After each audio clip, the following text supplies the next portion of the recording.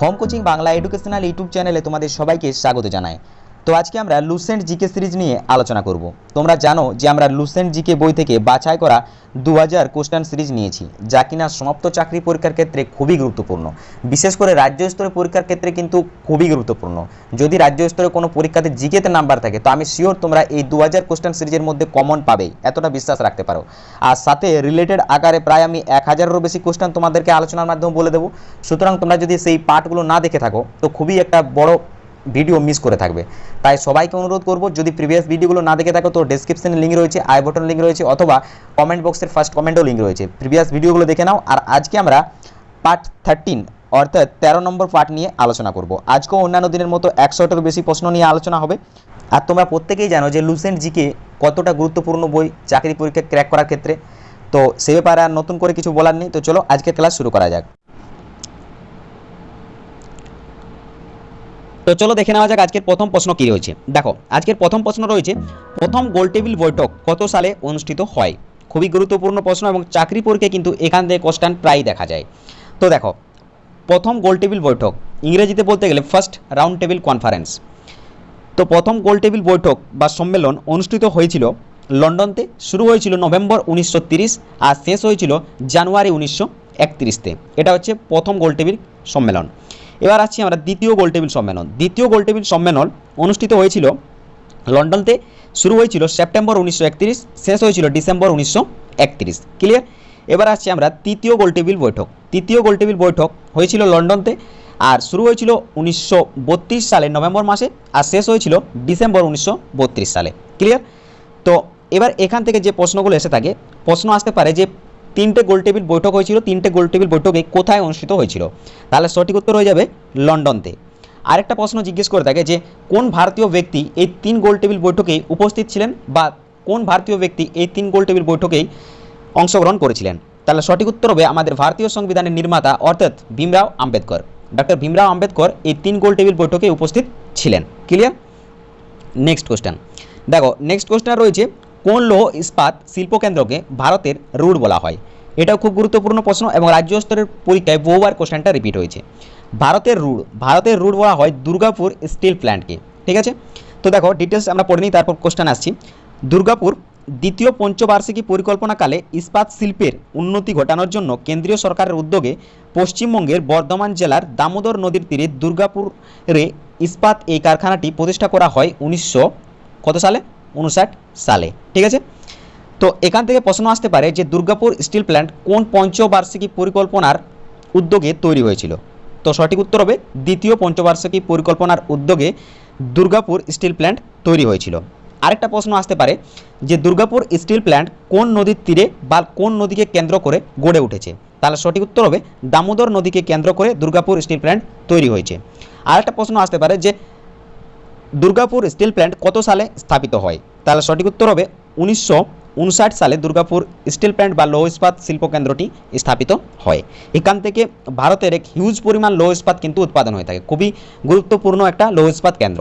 ঠিক আছে? তো চলো নেক্সট কোশ্চেন দেখে নেওয়া যাক। নেক্সট কোশ্চেন দেখো, জালিয়ানবাগ হত্যাকাণ্ডের সময় ভারতের ভাইসরয় কে ছিলেন? খুবই গুরুত্বপূর্ণ প্রশ্ন। দেখো জালিয়ানবাগ হত্যাকাণ্ডের এক গুরুত্বপূর্ণ ইতিহাস রয়েছে এবং যে ইতিহাস ভারতের প্রত্যেক ব্যক্তিকে জানা দরকার, এবং সেই ইতিহাস গল্পের আকারে এত সুন্দরভাবে সাজানো হয়েছে বা এত সুন্দরভাবে তোমাদেরকে বলে দেওয়া হয়েছে প্রিভিয়াস ভিডিওতে। যদি তোমরা ভিডিওগুলো দেখে নাও তা আমার মনে হয় না আর তোমাদেরকে জালিয়ানবাগ হত্যাকাণ্ডকে স্পেশালি পড়তে হবে বা জালিয়ানবাগ হত্যাকাণ্ড থেকে তোমাদের কোনো নাম্বার মিস যাবে। দেখো জালিয়ানবাগ সম্বন্ধে একটু টাচ করে দিচ্ছি। তাও এখানে জালিয়ানবাগ হত্যাকাণ্ড হয়েছিল 13 এপ্রিল 1919 সালে। 13 এপ্রিল 1919 সালে জালিয়ানবাগ হত্যাকাণ্ড হয়েছিল। জালিয়ানবাগ এক্সাক্ট লোকেশনটা হচ্ছে পাঞ্জাবের অমৃতসর। জালিয়ানবাগ হত্যাকাণ্ডের ফলে আমাদের ভারতের বিশ্বকবি রবীন্দ্রনাথ ঠাকুর ইংরেজদের দেওয়া নাইট উপাধি ত্যাগ করে দেন। জালিয়ানবাগ হত্যাকাণ্ডে ইংরেজ প্রতিনিধি জেনারেল ডায়ার গুলির নির্দেশ দিয়েছিলেন। ঠিক আছে? এবার আমাদের প্রশ্ন হচ্ছে যে এখানে জালিয়ানবাগ হত্যাকাণ্ডের সময় ভারতের ভাইসরয় কে ছিলেন? তৎকালীন ভারতের ভাইসরয় ছিলেন লর্ড চ্যামসফোর্ড। অর্থাৎ 1919 সালে ভারতের ভাইসরয় ছিলেন লর্ড চ্যামসফোর্ড। ঠিক আছে? নেক্সট কোশ্চেন, ভারতের কোন শহরটিকে মুক্তোর শহর বা ইংরেজিতে বলতে গেলে প্রিল সিটি বলা হয়? ভারতের হায়দ্রাবাদ শহরকে মুক্ত শহর বা প্রিল সিটি বলা হয়। এছাড়াও হায়দ্রাবাদকে আরেকটা বলা হয়, সেটা হচ্ছে হ্রদের শহর। ঠিক আছে, হায়দ্রাবাদের আরেকটা উপনাম হচ্ছে হ্রদের শহর। নেক্সট কোশ্চেন দেখো, কোন ক্ষেত্রে গোল্ডম্যান পুরস্কার দেওয়া হয়? এটাও খুব গুরুত্বপূর্ণ প্রশ্ন। তো দেখো, পরিবেশ সংক্রান্ত ক্ষেত্রে অবদানের জন্য গোল্ডম্যান পুরস্কার দেওয়া হয়। এবার আমরা একটু ডিটেলসে জেনে নিই যে গোল্ডম্যান পুরস্কার কবে থেকে দেওয়া শুরু হয়, কে শুরু করেন।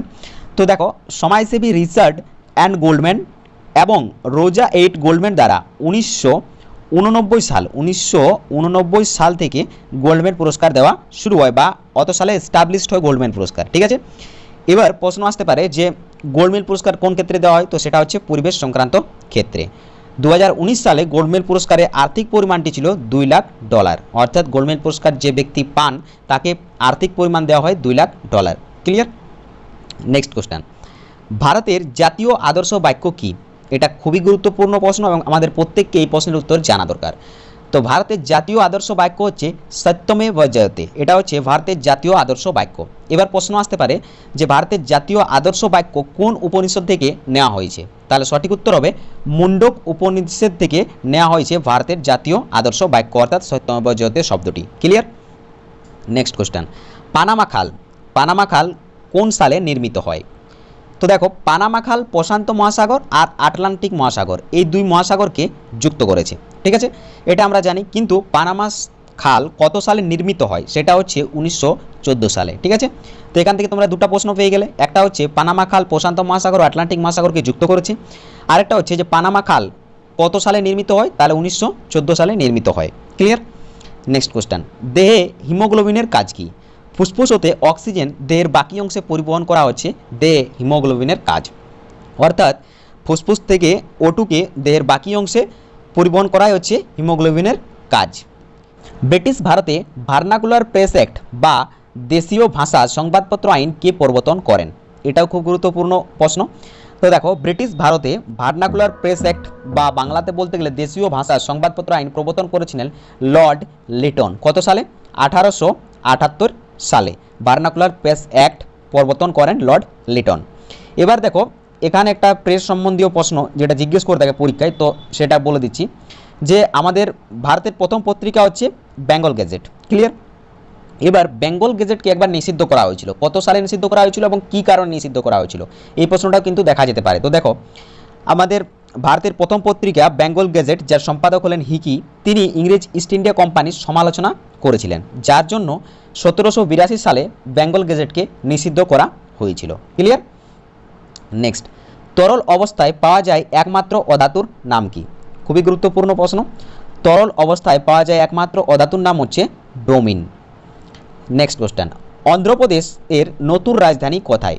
অন্ধ্রপ্রদেশের নতুন রাজধানী হচ্ছে অমরাবতী। অন্ধ্রপ্রদেশ কত সালে তৈরি হয়? অন্ধ্রপ্রদেশ রাজ্যটি স্টাবলিশড হয়েছিল 1 অক্টোবর 1953 সালে। ঠিক আছে, অন্ধ্রপ্রদেশ রাজ্য তৈরি হয় 1953 সালে, তার রাজধানী হচ্ছে অমরাবতী।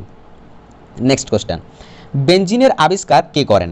বেঞ্জিনের আবিষ্কার করেন মাইকেল ফ্যারাডে। কত সালে? 1825 সালে মাইকেল ফ্যারাডে বেঞ্জিনের আবিষ্কার করেন। কে নোবেল তেল বলা হয়? এটাও খুব গুরুত্বপূর্ণ প্রশ্ন। টিএনজি বিস্ফোরককে নোবেল তেল বলা হয়। তো অনেকবার পরীক্ষায় জিজ্ঞেস করে থাকে যে টিএনজির ফুল ফর্ম কি? তো টিএনজির ফুল ফর্ম হচ্ছে ট্রাইনাইট্রোগ্লাইসাইরিন। এটা হচ্ছে টিএনজির ফুল ফর্ম। এই বিস্ফোরককেই নোবেল তেল বলা হয়। ক্লিয়ার? নেক্সট কোশ্চেন, পদার্থের চতুর্থ অবস্থার নাম কি? দেখো, পদার্থের আমরা তিনটে অবস্থা জানি। একটা কি? একটা হচ্ছে কঠিন, আরেকটা কি? একটা গ্যাসীয়, আরেকটা কি? তরল। আরেকটা অবস্থা হচ্ছে যেটা হচ্ছে প্লাজমা। ঠিক আছে, এটা হচ্ছে পদার্থের চতুর্থ অবস্থা। ঠিক আছে, তো পদার্থের চতুর্থ অবস্থা হচ্ছে প্লাজমা। নেক্সট কোশ্চেন, দক্ষিণ এশিয়া ক্রীড়া পরিষদ গঠিত হয় কত সালে? যেটাকে আমরা ইংরেজিতে সেজ নামে জানি। দক্ষিণ এশিয়া ক্রীড়া পরিষদ গঠিত হয় 1983 সালে। ঠিক আছে, আর এটা প্রথম অনুষ্ঠিত হয়েছিল কোথায়? নেপাল, কাঠমান্ডুতে 1984 সালে। Clear? Next question, Dhing express নামে কে পরিচিত? ধিং এক্সপ্রেস নামে পরিচিত হিমা দাস।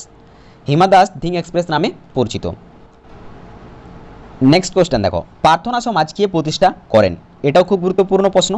তো দেখো, প্রার্থনা সমাজ প্রতিষ্ঠা করেন আত্মারাম পাণ্ডুরাম। কে প্রতিষ্ঠা করেন? আত্মারাম পাণ্ডুরাম। কোথায় প্রতিষ্ঠা করেছিলেন? মুম্বাই, যার তৎকালীন নাম ছিল মাদ্রাজ, সেখানে প্রার্থনা সমাজ প্রতিষ্ঠা করেছিলেন আত্মারাম পাণ্ডুরাম। কত সালে? 1867 সালে। ক্লিয়ার? নেক্সট কোশ্চেন, কত খ্রিস্টাব্দে প্রথম বিশ্বযুদ্ধের অবসান ঘটে? এটাও খুব গুরুত্বপূর্ণ প্রশ্ন। তো দেখো আমি এখানে কিছু আমার ব্যক্তিগত অভিজ্ঞতা শেয়ার করতে চাই। যদি প্রথম বিশ্বযুদ্ধ বা দ্বিতীয় বিশ্বযুদ্ধ রিলেটেড কোনো প্রশ্ন পরীক্ষাতে জিজ্ঞেস করে থাকে, তো আমার মনে হয় না যে আর যে মানে বর্তমানে পরীক্ষার প্যাটার্ন চলছে বা যে প্যাটার্ন আসতে চলেছে সেই প্যাটার্ন অনুযায়ী সাল জিজ্ঞেস করবে না, এক্সাক্ট ডেটটা জিজ্ঞেস করতে হবে। কারণ এখন বর্তমানে পরীক্ষার একটা স্ট্যান্ডার্ড প্যাটার্ন হয়েছে, সেই স্ট্যান্ডার্ড প্যাটার্ন অনুযায়ী তোমাকে এক্সাক্ট ডেটটা খেয়াল রাখতে হবে, ঠিক আছে? তো দেখো প্রথম বিশ্বযুদ্ধ শুরু হয়েছিল 28 জুলাই 1914-তে আর শেষ হয়েছিল 11 নভেম্বর 1918-তে, ঠিক আছে? এটা প্রথম বিশ্বযুদ্ধের শুরু এবং শেষ। ডেটগুলো একটু মাথায় রাখার চেষ্টা করো, কারণ ডেটগুলো কিন্তু ইম্পর্টেন্ট। এবার আসছি আমরা দ্বিতীয় বিশ্বযুদ্ধ। দ্বিতীয় বিশ্বযুদ্ধ শুরু হয় 1 সেপ্টেম্বর 1939 আর শেষ হয় 2 সেপ্টেম্বর 1945, ঠিক আছে? দ্বিতীয় বিশ্বযুদ্ধের ডেটটা কিন্তু খুবই গুরুত্বপূর্ণ, সো দ্বিতীয় বিশ্বযুদ্ধের ডেটগুলো মাথায় রাখবেই কিন্তু। আর আশা করছি এটা খুব সহজও আছে, 1 সেপ্টেম্বর আর 2 সেপ্টেম্বর মনে রাখবে, একের পরে দুই হয়, তাহলে শুরু হচ্ছে 1 সেপ্টেম্বর আর শেষ হচ্ছে 2 সেপ্টেম্বর। ক্লিয়ার? নেক্সট কোশ্চেন দেখো, ভারতের বিসমার্ক নামে কে পরিচিত? এটাও খুব গুরুত্বপূর্ণ প্রশ্ন। তো দেখো ভারতের বিসমার্ক নামে পরিচিত সর্দার বল্লভভাই প্যাটেল, ঠিক আছে? এই প্রশ্নের মাধ্যমে আমি তোমাদেরকে অনেকগুলো প্রশ্ন আলোচনা করে দিচ্ছি, ঠিক আছে? সর্দার বল্লভভাই প্যাটেল রিলেটেড যে পরীক্ষায় প্রশ্নগুলো জিজ্ঞেস করে থাকে সেই সমস্ত প্রশ্ন প্রায় আমি আলোচনা করে দিচ্ছি, তোমরা নোট করে নাও। দেখো সর্দার বল্লভভাই প্যাটেলকে ভারতের বিসমার্ক বলা হয়। সর্দার বল্লভভাই প্যাটেলের জন্ম হয় 31 অক্টোবর 1875 সালে, মৃত্যু হয় 15 ডিসেম্বর 1950 সালে। সর্দার বল্লভভাই প্যাটেলের জন্মদিন 31 অক্টোবর। এই 31 অক্টোবরকে 2014 সাল থেকে রাষ্ট্রীয় একতা দিবস হিসাবে পালন করা হয়। রাষ্ট্রীয় একতা দিবস হিসাবে পালন করা হয় সর্দার বল্লভভাই প্যাটেলের জন্মদিনকে। কত সাল থেকে? 2014 সাল থেকে। আর দিনটা জিজ্ঞেস করলে 31 অক্টোবর, মাথায় রেখো, ঠিক আছে? নানান প্রশ্ন হতে পারে কিন্তু এখান থেকে। এছাড়াও সর্দার বল্লভভাই প্যাটেলকে father of all India service বলা হয়। প্রশ্ন এভাবে জিজ্ঞেস করতে পারে যে father of all India service নামে কে পরিচিত? তাহলে সঠিক উত্তর হবে সর্দার বল্লভভাই প্যাটেল। এছাড়াও সর্দার বল্লভভাই প্যাটেলকে ভারতের লৌহ মানব বলা হয়। আর সর্দার বল্লভভাই প্যাটেলের স্ট্যাচু অর্থাৎ স্ট্যাচু অফ ইউনিটি কোথায় রয়েছে? গুজরাটে রয়েছে। আর এটা হচ্ছে বিশ্বের সবথেকে বড় স্ট্যাচু, যার উচ্চতা হচ্ছে 182 মিটার। এটা হচ্ছে সর্দার বল্লভভাই প্যাটেলের স্ট্যাচুর উচ্চতা। এছাড়াও সর্দার বল্লভভাই প্যাটেল ফেমাস হন কোন সত্যাগ্রহ থেকে? বারডোলি সত্যাগ্রহের পর থেকে সর্দার বল্লভভাই প্যাটেল ফেমাস হন এবং তার ওই সত্যাগ্রহের পরেই নাম পড়ে সর্দার, ঠিক আছে? নেক্সট কোশ্চেন এবার দেখে নেব। দেখো ভারতের উচ্চতম জলপ্রপাতের নাম কি? ভারতের উচ্চতম জলপ্রপাতের নাম হচ্ছে যোগ। নেক্সট কোশ্চেন, সিয়াচিন হিমবাহ কোন পর্বত শ্রেণীতে অবস্থিত? দেখো এটাও খুব গুরুত্বপূর্ণ প্রশ্ন। সিয়াচিন হিমবাহ কোন পর্বত শ্রেণীতে অবস্থিত? সিয়াচিন হিমবাহ কারাকোরাম পর্বত শ্রেণীতে অবস্থিত। কোথায় অবস্থিত? কারাকোরাম পর্বত শ্রেণীতে। সিয়াচিন হিমবাহ হচ্ছে পৃথিবীর উচ্চতম হেলিপ্যাডটি নির্মাণ করেছে। সিয়াচিন হিমবাহে পৃথিবীর উচ্চতম হেলিপ্যাড নির্মাণ হয়েছে। এছাড়াও জিজ্ঞেস করে যদি থাকে যে সিয়াচিন হিমবাহ সমুদ্রপৃষ্ঠ থেকে কত ফুট উঁচুতে অবস্থিত, তাহলে সঠিক উত্তর হবে 21,000 ফুট উঁচুতে অবস্থিত সিয়াচিন হিমবাহ। আর এই সিয়াচিন হিমবাহ হচ্ছে পৃথিবীর উচ্চতম যুদ্ধক্ষেত্র।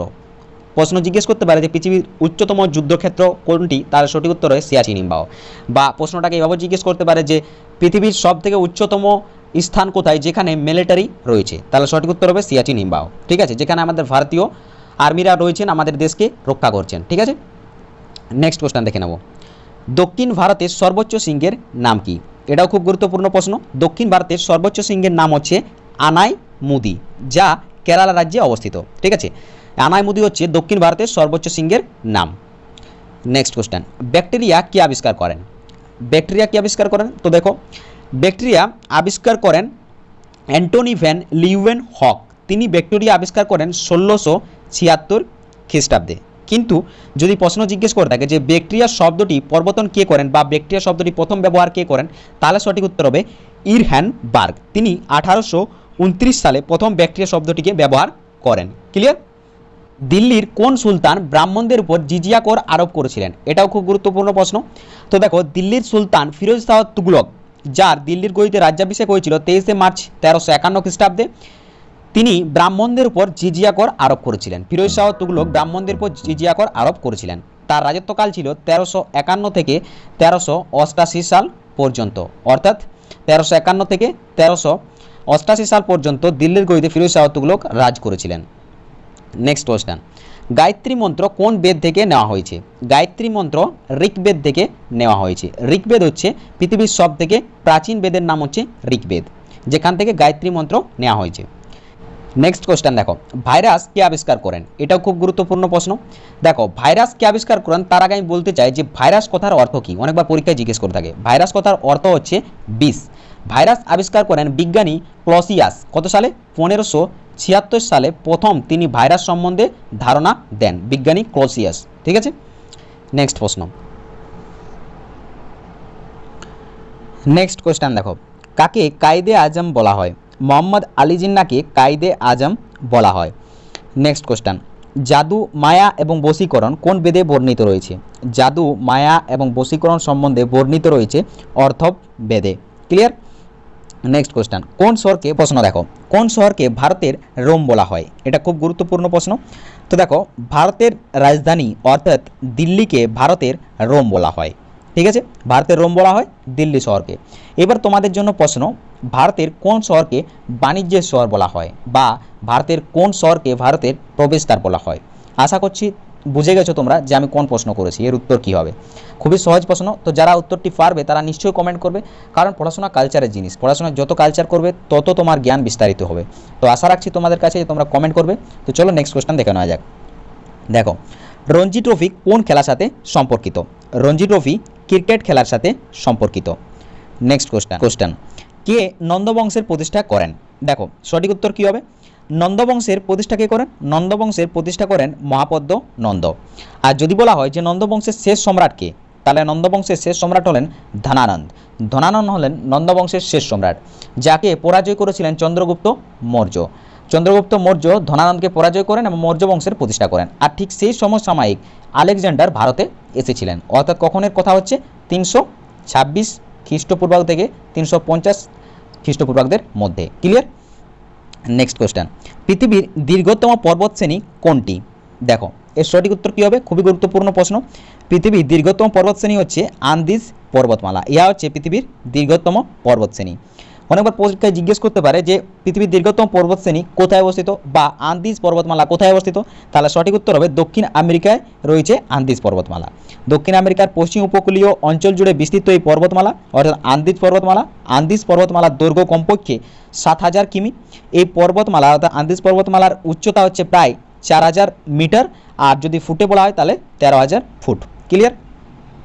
নেক্সট কোশ্চেন দেখো, কত খ্রিস্টাব্দে রবার্ট ক্লাইভ বাংলায় দেওয়ানি লাভ করেন? খুবই গুরুত্বপূর্ণ প্রশ্ন এবং রাজ্য স্তরের পরীক্ষায় কিন্তু এই কোশ্চেনটা বহুবার দেখা গিয়েছে।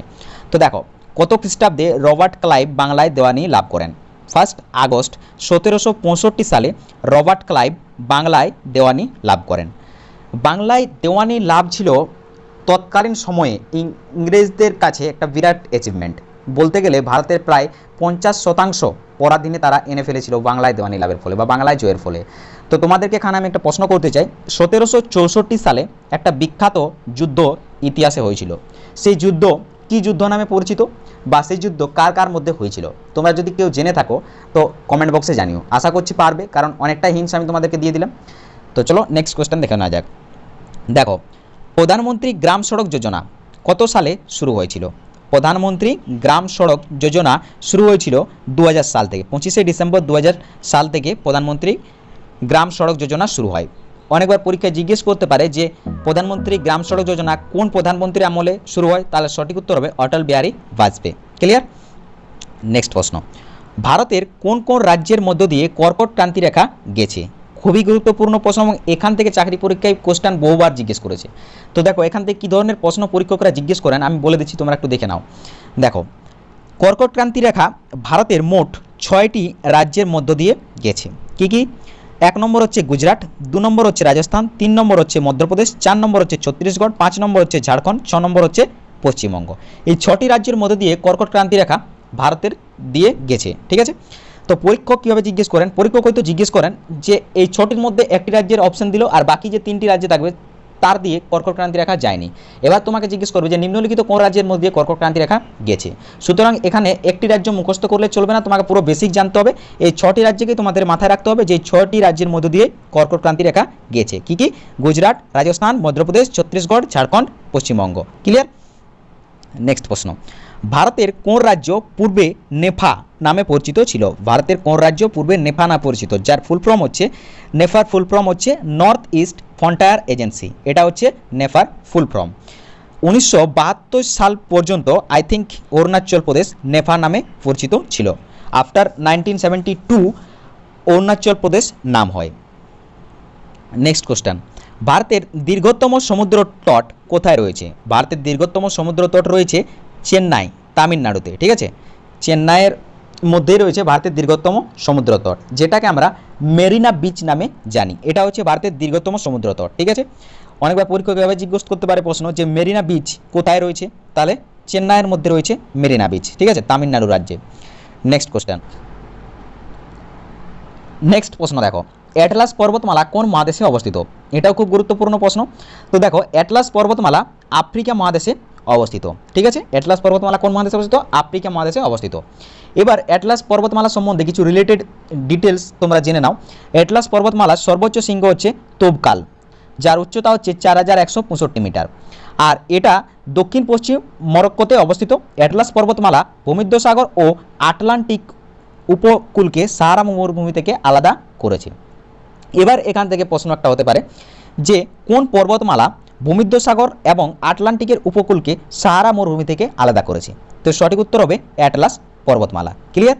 তোমাদেরকে আমি ডিটেলসে প্রত্যেকটা প্রশ্ন এই জন্যই বলে দিই যাতে করে এখান থেকে প্রশ্ন হলে আর তোমাদের কোনো মিস না যায়। ঠিক আছে, হয়তো একটু সময় লাগবে ভিডিওটা দেখতে বা একটু বোরিং লাগবে, কিন্তু তোমরা যদি বেসিক থেকে পড়ো তা আমার মনে হয় সব থেকে বেটার। কারণ বেসিক থেকে পড়লেই তুমি চাকরি পরীক্ষা এখন ক্লিয়ার করতে পারবে, কারণ এখনকার চাকরি পরীক্ষার যে স্ট্যান্ডার্ড সেটা খুব ডিপলি। সো তোমাকে বেসিক থেকে পড়তে হবে। এমসিকিউ কোশ্চেন হল বটে, তার মানে এই নয় যে তুমি জাস্ট রিডিং পড়ে গেলে ঠিক আছে ইম্পর্টেন্ট কোশ্চেনগুলো, তাতে কিন্তু কাজ হবে না। তোমাকে বেসিক আগে ক্লিয়ার করতেই হবে। সো বেসিক থেকে একটু পড়ার চেষ্টা করো। নেক্সট কোশ্চেন দেখো, বিশ্বের গভীরতম হ্রদ কোনটি? এর সঠিক উত্তর হচ্ছে বৈকাল হ্রদ। খুবই গুরুত্বপূর্ণ প্রশ্ন কিন্তু। বিশ্বের গভীরতম হ্রদ হচ্ছে বৈকাল হ্রদ। এর গভীরতা কত? এর গভীরতা হচ্ছে 1642 মিটার, আর ফুটে জিজ্ঞেস করলে প্রায় 5387 ফুট হচ্ছে এর গভীরতা। বৈকাল হ্রদ হচ্ছে বিশ্বের বৃহত্তম স্বাদুপানির হ্রদ। ঠিক আছে, মনে রাখো বৈকাল হচ্ছে বিশ্বের বৃহত্তম স্বাদুপানির হ্রদ, যা বিশুদ্ধতম পৃষ্ঠের অর্থাৎ বিশ্বের যে টোটাল রয়েছে বিশুদ্ধতম পৃষ্ঠ তার মধ্যে প্রায় 22 থেকে 23% জল রয়েছে এই বৈকাল হ্রদে। ঠিক আছে, বিশ্বের 100-র মধ্যে প্রায় 22 থেকে 23% বিশুদ্ধ জল রয়েছে বৈকাল হ্রদে। আচ্ছা, অনেকবার জিজ্ঞেস করে থাকে যে বৈকাল হ্রদ কোথায় অবস্থিত বা তার এক্সাক্ট প্লেস কোথায়, তাহলে সঠিক উত্তর হচ্ছে সাইবেরিয়া, যা রাশিয়াতে অবস্থিত, সেখানে বৈকাল হ্রদ অবস্থিত। ক্লিয়ার? নেক্সট কোশ্চেন দেখো, ভারতে কার্পাস চাষ সব থেকে ভালো হয় কোন মৃত্তিকায়?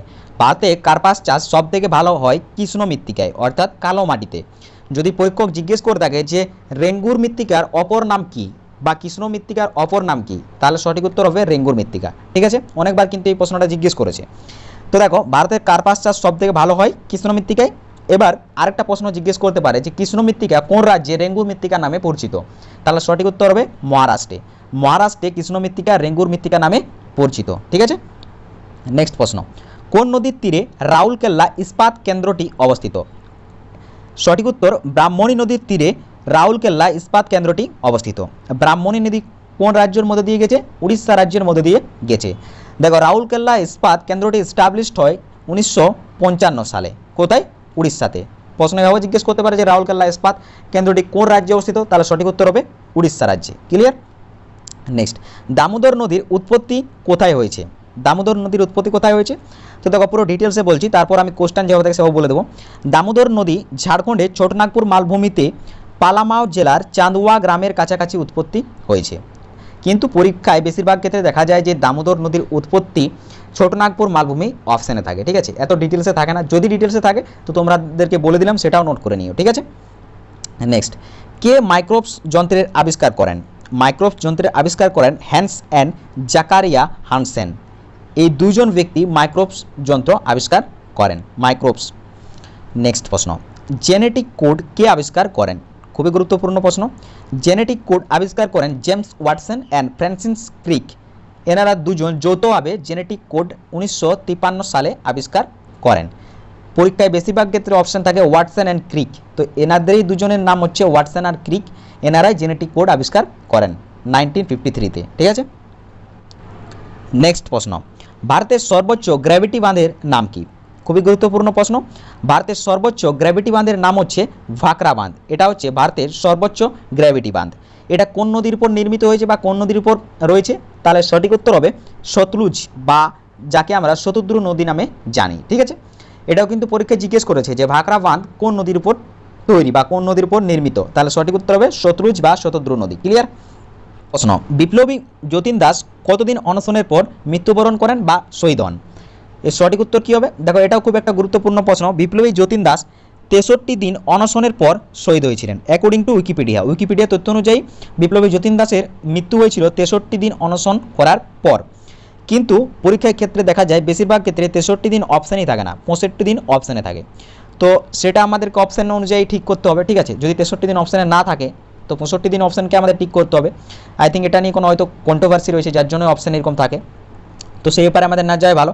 তো বিপ্লবী যতীন দাসের জন্ম হয় 27 অক্টোবর 1904 সালে, মৃত্যু হয় 13 সেপ্টেম্বর 1929 সালে। এখন প্রশ্ন পরীক্ষায় নানাভাবে জিজ্ঞেস করছে, তো প্রশ্ন এভাবে জিজ্ঞেস করতে পারে যে বিপ্লবী যতীন দাস কাদের সমসাময়িক বিপ্লবী ছিলেন? তাহলে সঠিক উত্তর হবে ভগৎ সিং, সুখদেব, রাজগুরু। এদের সমসাময়িক বিপ্লবী ছিলেন বিপ্লবী যতীন দাস। ক্লিয়ার? নেক্সট প্রশ্ন, হরিজন পত্রিকা কে সম্পাদনা করেছিলেন? এটাও খুব গুরুত্বপূর্ণ প্রশ্ন। হরিজন পত্রিকা সম্পাদনা করেছিলেন মহাত্মা গান্ধী। হরিজন পত্রিকা প্রথম শুরু হয় বা এস্টাবলিশ হয় 1933 সালে। আর আই থিঙ্ক হরিজন পত্রিকা ফার্স্ট বাংলাতে পাবলিশ হয়েছিল 1943-তে মেবি, কিন্তু I am not sure. Next question, Kolkata medical college কত খ্রিস্টাব্দে প্রতিষ্ঠা হয়? এটা খুব গুরুত্বপূর্ণ প্রশ্ন। কলকাতা মেডিকেল কলেজ প্রতিষ্ঠা হয় 1835 সালে লর্ড উইলিয়াম বেন্টিকের দ্বারা।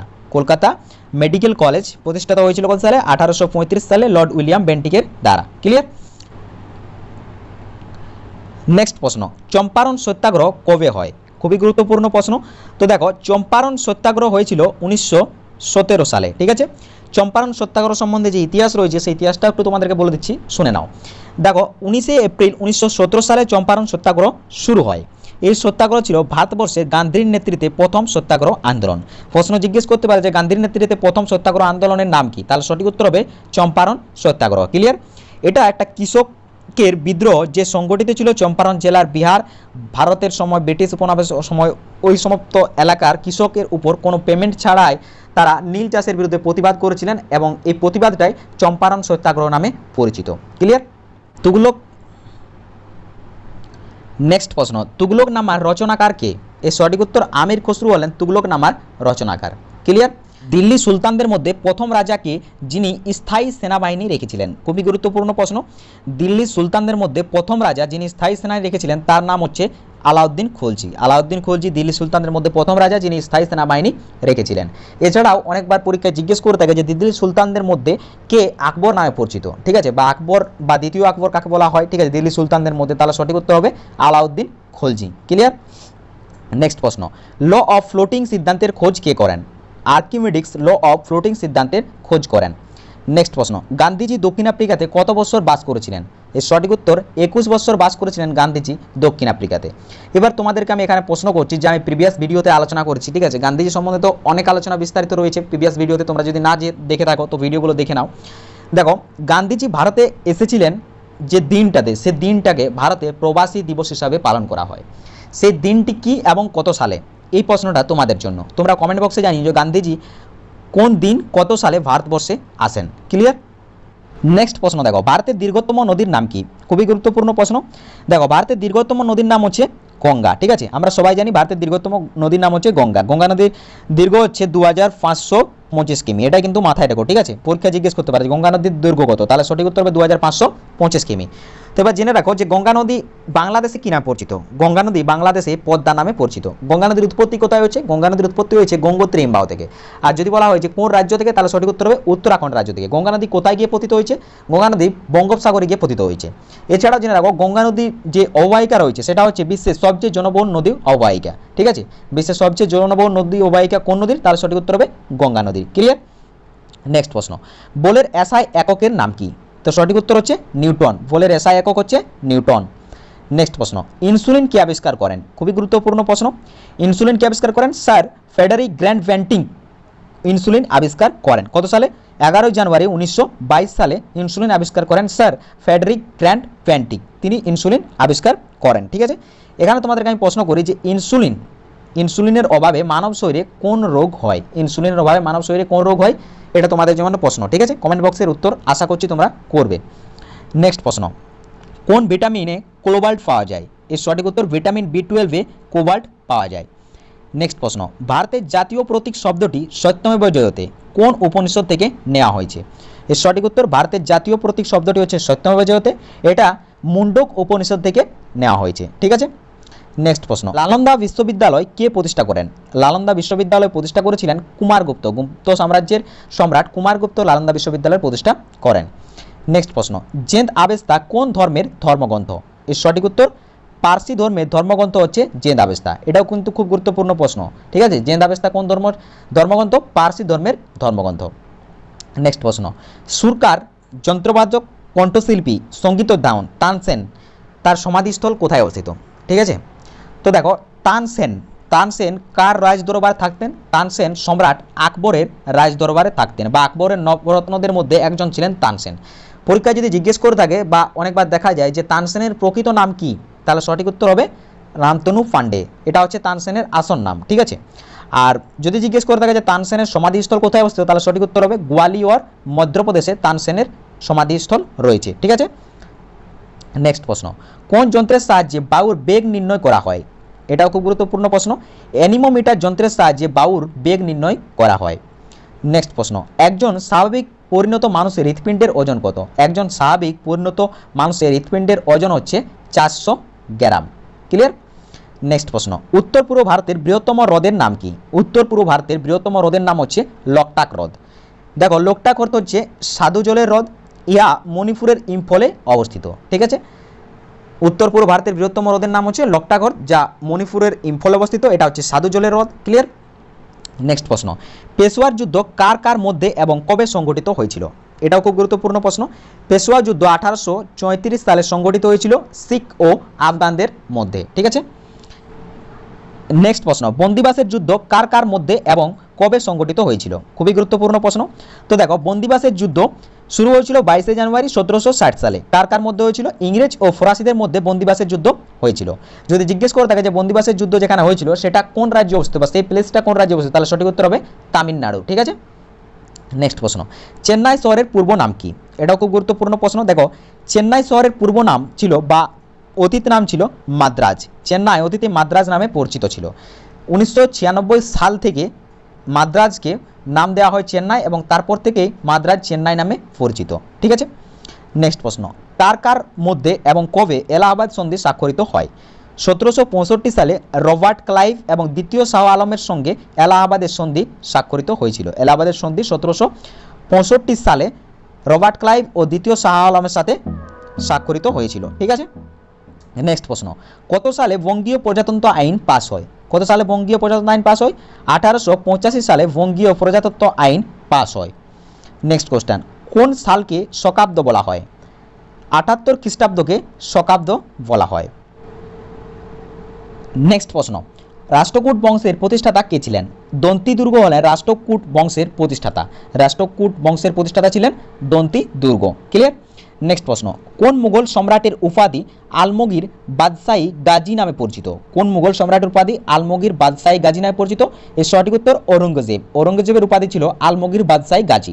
এছাড়াও ঔরঙ্গজেব ইতিহাসে জিন্দাপীর নামে পরিচিত, বা ঔরঙ্গজেবের উপাধি ছিল জিন্দাপীর। ঠিক আছে, এটাও কিন্তু পরীক্ষায় জিজ্ঞেস করেছে যে জিন্দাপীর কাকে বলা হয়, তাহলে সঠিক উত্তর হবে ঔরঙ্গজেব। ক্লিয়ার? নেক্সট প্রশ্ন, ভারতের কোন রাজ্যে সর্বাধিক রাষ্ট্রপতি শাসন জারি হয়েছে? এটাও খুব গুরুত্বপূর্ণ প্রশ্ন। ভারতের মণিপুর রাজ্যে সর্বাধিক রাষ্ট্রপতি শাসন জারি হয়েছে। নেক্সট প্রশ্ন, তাপবিদ্যুৎ উৎপাদনে ভারতের পৃথিবীতে স্থান কত? এটাও খুব গুরুত্বপূর্ণ প্রশ্ন। তাপবিদ্যুৎ উৎপাদনে ভারতের স্থান পৃথিবীতে রয়েছে তৃতীয় বা থার্ড পজিশন। ঠিক আছে, পৃথিবীর যতগুলো দেশ রয়েছে তার মধ্যে তৃতীয় স্থানে রয়েছে তাপবিদ্যুৎ উৎপাদনে ভারত। নেক্সট প্রশ্ন, কাকড়াপাড়া প্রকল্প কোন নদীকে নির্ভর করে গঠিত হয়েছে? তাপ্তি নদীকে নির্ভর করে গঠিত হয়েছে কাকড়াপাড়া প্রকল্প। এটা একটা জলবিদ্যুৎ, ঠিক আছে, প্রকল্প। ঠিক আছে, জলবিদ্যুৎ কেন্দ্র হচ্ছে কাকড়াপাড়া প্রকল্প। নেক্সট প্রশ্ন, কোন কেন্দ্রশাসিত অঞ্চলের জনসংখ্যা বৃদ্ধির হার সবচেয়ে কম? কোন কেন্দ্রশাসিত অঞ্চলের জনসংখ্যা বৃদ্ধির হার সবচেয়ে কম? খুবই গুরুত্বপূর্ণ প্রশ্ন। এর সঠিক উত্তর লাক্ষাদ্বীপ। লাক্ষাদ্বীপ কেন্দ্রশাসিত অঞ্চলের জনসংখ্যা বৃদ্ধির হারটা সবচেয়ে কম। নেক্সট প্রশ্ন, জরুরি অবস্থা জারি হলে মৌলিক অধিকার বাতিল করতে পারেন কে? দেখো, জরুরি অবস্থা জারি হলে মৌলিক অধিকার বাতিল করতে পারেন কে? এর সঠিক উত্তর রাষ্ট্রপতি। যদি জরুরি অবস্থা জারি হয়ে যায় তাহলে মৌলিক অধিকার যে আমাদের রয়েছে, আমাদের মৌলিক অধিকার কতগুলো রয়েছে? আমাদের মৌলিক অধিকার রয়েছে 6টি। সেই 6টি মৌলিক অধিকারকে বাতিল করার ক্ষমতা রয়েছে রাষ্ট্রপতি, যদি জরুরি অবস্থা জারি হয়। ঠিক আছে, আচ্ছা, রাষ্ট্রপতির কার্যকালের মেয়াদ কত? 5 বছর। রাষ্ট্রপতি হতে গেলে সর্বনিম্ন কত বছর বয়সের প্রয়োজন হয়? এই প্রশ্নটা তোমাদের জন্য। আশা করছি এর উত্তর তোমরা দিতে পারবে, কমেন্ট বক্সের উত্তরটা জানিও, ঠিক আছে। নেক্সট, ভারতের কোন রাজ্যে মোট জনসংখ্যার দিক থেকে চতুর্থ? ভারতের কোন রাজ্য মোট জনসংখ্যার দিক থেকে চতুর্থ? এর সঠিক উত্তর পশ্চিমবঙ্গ। ভারতের যতগুলো রাজ্য রয়েছে তার মধ্যে জনসংখ্যার দিক থেকে চতুর্থতম স্থানে রয়েছে আমাদের রাজ্য পশ্চিমবঙ্গ। আর প্রথম স্থানে কে রয়েছে? প্রথম স্থানে রয়েছে উত্তরপ্রদেশ। এবার তোমাদের জন্য প্রশ্ন, দ্বিতীয় আর তৃতীয় এই দুই পজিশনে কোন কোন রাজ্য রয়েছে? এটা একটু কমেন্ট বক্সে জানিও, ঠিক আছে। নেক্সট প্রশ্ন, কোক কয়লার সবচেয়ে বড় খনি কোনটি? এর সঠিক উত্তর ধানবাদের কাছে ঝরিয়া হচ্ছে কোক কয়লার সবচেয়ে বড় খনি, ঠিক আছে। ঝরিয়া হচ্ছে কোক কয়লার সবচেয়ে বড় খনি। নেক্সট প্রশ্ন, চীনে ঘূর্ণিবাত কী নামে পরিচিত? চীনে ঘূর্ণিবাত টাইফুন নামে পরিচিত। নেক্সট প্রশ্ন, ভারতের কোন অঞ্চলে বছরে 2 বার বৃষ্টিপাত হয়? এটাও খুব গুরুত্বপূর্ণ প্রশ্ন।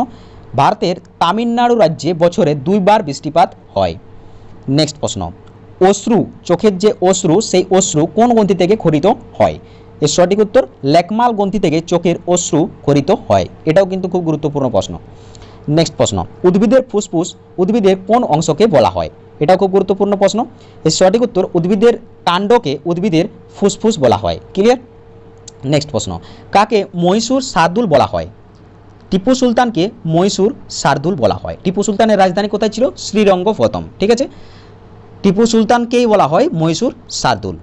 এছাড়াও টিপু সুলতান রিলেটেড যে প্রশ্নগুলো পরীক্ষায় হয় সেই প্রশ্নগুলো কিন্তু এর প্রিভিয়াস ভিডিওতে আমি আলোচনা করেছি। সো প্রিভিয়াস ভিডিওগুলো দেখতে ভুলো না, প্রত্যেকটা ভিডিও কিন্তু দেখে নেবে, ঠিক আছে। সেখানেও অনেক বিস্তারিত তথ্য এরকম আকারে তোমরা পেয়ে থাকবে। নেক্সট প্রশ্ন, মুঘল আমলে তামার মুদ্রা কি নামে পরিচিত ছিল? এটাও খুব গুরুত্বপূর্ণ প্রশ্ন। মুঘল আমলে তামার মুদ্রাটা দাম নামে পরিচিত ছিল। নেক্সট প্রশ্ন, কত সালে অমৃতসরের স্বর্ণ মন্দিরে অপারেশন ব্লু স্টার পরিচালনা করা হয়েছিল? এর সঠিক উত্তর 1984 সালে অমৃতসরের স্বর্ণ মন্দিরে অপারেশন ব্লু স্টার পরিচালনা করা হয়েছিল। নেক্সট প্রশ্ন, গণপরিষদের যৌথ সংবিধান কমিটির চেয়ারম্যান কাকে মনোনীত করা হয়েছিল? এর সঠিক উত্তর জওয়াহরলাল নেহরুকে গণপরিষদের যৌথ সংবিধান কমিটির চেয়ারম্যান হিসাবে মনোনীত করা হয়েছিল। নেক্সট কোশ্চেন, সুপ্রিম কোর্ট এবং হাইকোর্ট সংবিধান অনুসারে কত প্রকার লেখ জারি করতে পারে? এটাও খুব গুরুত্বপূর্ণ প্রশ্ন। সুপ্রিম কোর্ট এবং হাইকোর্ট মোট 5 প্রকারের লেখ জারি করতে পারে, ঠিক আছে।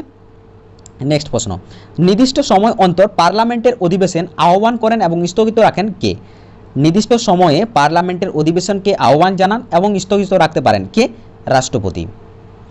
নেক্সট প্রশ্ন, ভারতের সংবিধানের চূড়ান্ত ব্যাখ্যাকর্তা বলা হয় কাকে?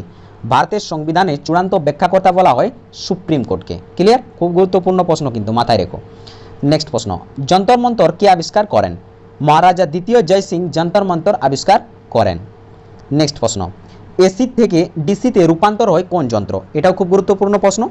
রেকটিফায়ার যন্ত্র এসি থেকে ডিসিতে রূপান্তর হয়। নেক্সট প্রশ্ন, ডায়নামোর আবিষ্কার কে করেন? এটাও খুব গুরুত্বপূর্ণ প্রশ্ন। মাইকেল ফ্যারাডে ডায়নামোর আবিষ্কার করেন। নেক্সট প্রশ্ন, কোনো পদার্থের পিএইচ স্কেলের মান 7-এর কম হলে সেটি কি জাতীয় বলে ধরা হবে? দেখো, কোনো পদার্থের পিএইচ স্কেলের মান 7-এর কম, অর্থাৎ যদি 5, 4, 3 হয় সেটাকে অ্যাসিড জাতীয় বলে ধরা হয়।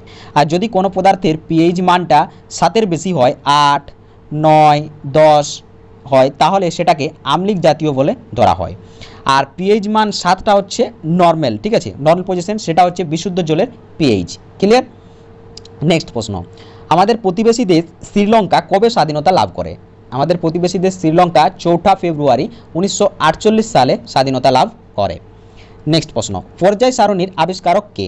খুবই গুরুত্বপূর্ণ প্রশ্ন। পর্যায় সারণীর আবিষ্কারক হলেন মেন্ডেলিভ। পর্যায় সারণীর আবিষ্কার করেন মেন্ডেলিভ। তো তোমাদেরকে প্রশ্ন, পর্যায় সারণীতে কয়টি পর্যায় ও কয়টি শ্রেণী রয়েছে? খুবই সহজ একটি প্রশ্ন। যদি আমার কেউ সায়েন্স ক্লাস ফলো করে থাকো তো আমি বহুবার আলোচনা করেছি পর্যায় সারণীর কয়টি পর্যায় ও কয়টি শ্রেণী রয়েছে। আশা করছি এর উত্তর তোমরা কমেন্ট বক্সে দিতে পারবে। যতগুলো প্রশ্ন করলাম প্রায় উত্তর তোমরা পারবে। যদি চাও তোমরা প্রত্যেকেই উত্তর দিতে পারবে। তো আশা করছি তোমরা প্রত্যেকে উত্তর দেবে এবং প্রত্যেকে কমেন্ট করবে। তো চলো নেক্সট কোশ্চেন দেখে নেওয়া যাক। মৌর্য বংশের শেষ শাসক কে ছিলেন? মৌর্য বংশের শেষ শাসক ছিলেন বৃহদর্থ। আর মৌর্য বংশের প্রথম শাসক বা প্রতিষ্ঠাতা কে? চন্দ্রগুপ্ত মৌর্য। ঠিক আছে। নেক্সট প্রশ্ন, বিহু কোন রাজ্যের উৎসব? বিহু কোন রাজ্যের উৎসব? আসামের উৎসব ছিল বিহু। নেক্সট প্রশ্ন এবং আজকে লাস্ট কোশ্চেন, পোলো খেলায় কয়জন খেলোয়াড় থাকেন বা থাকে? এর সঠিক উত্তর 4 জন খেলা নিয়ে খেলা হয় পোলো খেলা। ঠিক আছে, তো আজকের ক্লাস আমাদের এখানে শেষ হলো। আজকের 100টি প্রশ্নের আলোচনা আমরা শেষ করলাম। তো তোমাদের ফিডব্যাক একটু জানিও, ভিডিওটি কেমন লাগলো, ভিডিওর কোশ্চেন স্ট্যান্ডার্ড কেমন রয়েছে, এর থেকে হাই করতে হবে কিনা বা লো করতে হবে কিনা, কোশ্চেন যদি কোনো ভুল বলে থাকি জানে অজান্তে, তো সেটা একটু কমেন্ট বক্সে জানিও। ঠিক আছে, তোমাদের প্রত্যেকটা ফিডব্যাক আমাকে ভিডিও বানাতে প্রচুর মোটিভেট করে। সো তোমাদের ফিডব্যাক আমার কাছে খুবই গুরুত্বপূর্ণ, নিজেদের ফিডব্যাক জানিও। আর যদি ভিডিও ভালো লাগে তো ভিডিওকে লাইক করতে ভুলো না। আর যদি ভিডিও একটু উপকৃত মনে হয় তো প্লিজ তোমার দাদা দিদি ভাই বন্ধু যারা রয়েছে তাদেরকে একটু শেয়ার করে দিও। তোমাদের শেয়ারের মাধ্যমে আমাদের চ্যানেলের সংখ্যা বাড়বে। সো একটু শেয়ার করে দিও। ঠিক আছে, কারণ আমরা ইউটিউবে নতুন, সো তোমাদের সাহায্যের প্রয়োজন, একটু শেয়ার করে দিও। আর যদি আমার ভয়েস নতুন শুনে থাকো, আমার চ্যানেল নতুন হয়ে থাকো, তো চ্যানেল সাবস্ক্রাইব করে যুক্ত হয়ে যাও, কারণ এই ধরনের ইউনিক স্টাডি মেটেরিয়াল তোমরা এই চ্যানেলে পেয়ে থাকবে। তো দেখা হচ্ছে পরে ভিডিওতে, তখন ভালো থেকো, সুস্থ থেকো, নিজের খেয়াল রাখো, নিজের পরিবার খেয়াল রাখো। জয় হিন্দ, বন্দে মাতরম।